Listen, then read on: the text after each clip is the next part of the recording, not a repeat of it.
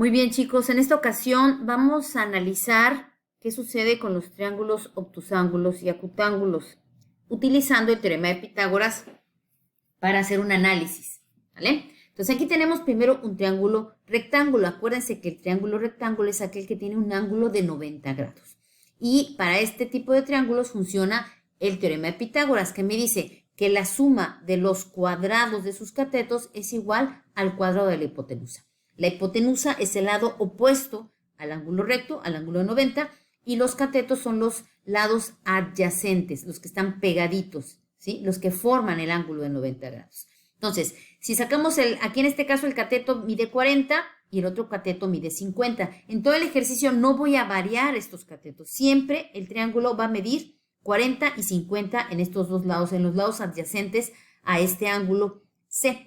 ¿Vale? Nunca vamos a variar estas dimensiones. La que va a ir variando es lo que sería la hipotenusa, este lado que sería el lado opuesto al ángulo que estamos analizando. Entonces, en Pitágoras nos dice que el cuadrado de este cateto, 40, más el cuadrado de este cateto, 50, es igual al cuadrado de la hipotenusa, que es 64. Y en efecto, 1600 más 2500 es igual a 4100, que sería el cuadrado de 64.04.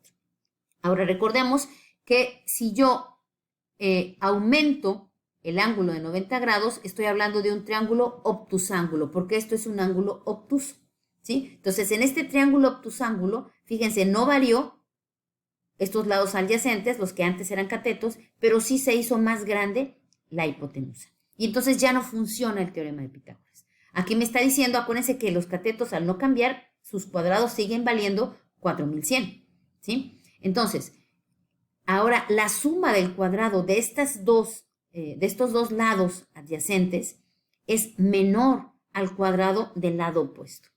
¿Vieron? Entonces, en los triángulos obtusángulos ya no funciona el teorema de Pitágoras porque la suma de los cuadrados de estos lados va a ser menor que el cuadrado del lado opuesto. Y vamos a ver, yo creo que podemos hacer la conjetura, qué va a pasar si lo hacemos chiquito. Fíjense, al hacerlo el ángulo más chiquito, se reduce el lado opuesto y por lo mismo, la lógica nos dice que ahora la suma de los cuadrados de estos lados adyacentes, que era 4100, ahora es mayor, ¿sí?, al cuadrado del lado opuesto. ¿Vieron? Entonces, si yo reduzco el ángulo que era de 90 grados, si lo hago agudo, el lado opuesto se reduce. Por lo tanto, su cuadrado, el cuadrado de este lado, que antes era hipotenusa, ya no coincide con el cuadrado de estos dos lados adyacentes. Este lado opuesto va a ser menor a la suma de los cuadrados.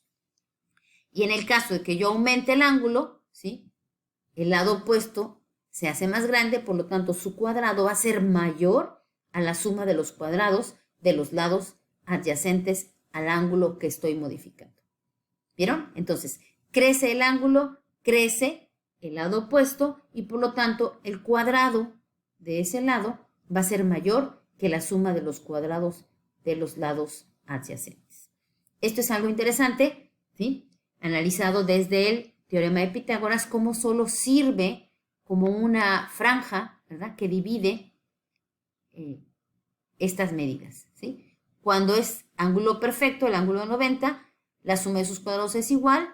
Si yo lo aumento, el lado opuesto es mayor que el cuadrado del lado opuesto es mayor que la suma de los cuadrados de los lados, y si yo lo reduzco, el cuadrado del lado opuesto va a ser menor que la suma de los cuadrados de los adyacentes. No se olviden de esta relación, es muy interesante y nos hace no olvidarnos de los triángulos obtusángulos y acutángulos, y en un momento dado nos sirve para operar, para resolver triángulos obtusángulos y acutángulos.